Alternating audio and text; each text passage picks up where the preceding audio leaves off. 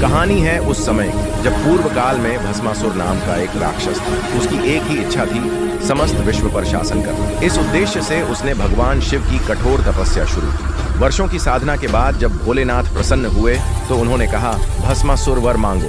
भस्मासुर बोला, मुझे अमृत दीजिए। शिव मुस्कुराए, अमृत सृष्टि के नियम के विरुद्ध है, यह संभव नहीं। तब चालाक भस्मासुर ने कहा, तो मुझे यह वरदान दीजिए कि मैं जिसके भी सिर पर हाथ रख दूं वह तुरंत भस्म हो जाए। भोलेनाथ ने बिना संदेह उसके वरदान को स्वीकार कर लिया, लेकिन उन्होंने नहीं सोचा था कि यही वरदान उन पर ही भारी पड़ने वाला है। वरदान पाते ही भस्मासुर की आंखों में पागलपन उतर आया। वह बोला, अब मैं स्वयं महादेव को भस्म करूंगा, और यह कहकर वह शिव जी की ओर दौड़ पड़ा। त्रिलोक कांप उठा। भोलेनाथ अपनी जान बचाकर भागने लगे। वह तब संकट में पड़े भगवान शिव विष्णु भगवान की शरण में पहुंचे।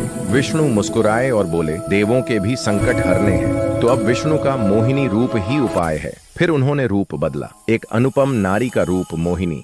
उसकी सुंदरता देख भस्मासुर का विवेक खो गया। वह बोला, हे सुंदरी, मुझसे विवाह कर लो। मोहिनी ने मुस्कुराते हुए कहा, मैं उसी पुरुष से विवाह करूंगी जो मेरे नृत्य की हर चाल दोहरा सके। भस्मासुर तुरंत तैयार हो गया। मोहिनी नाचने लगी। उसने कभी हाथ हवा में उठाया तो भस्मासुर ने भी उठाया। उसने कभी कमर झुकाई तो उसने भी झुकाई, और फिर मोहिनी ने अपने सिर पर हाथ रखा। भस्मासुर ने भी वही किया, और अगले ही क्षण वो स्वयं भस्म हो गया। त्रिलोक में पुनः शांति छा गई, और विकार ही सबसे बड़ा शत्रु है। तो कमेंट में लिखिए, हर हर महादेव।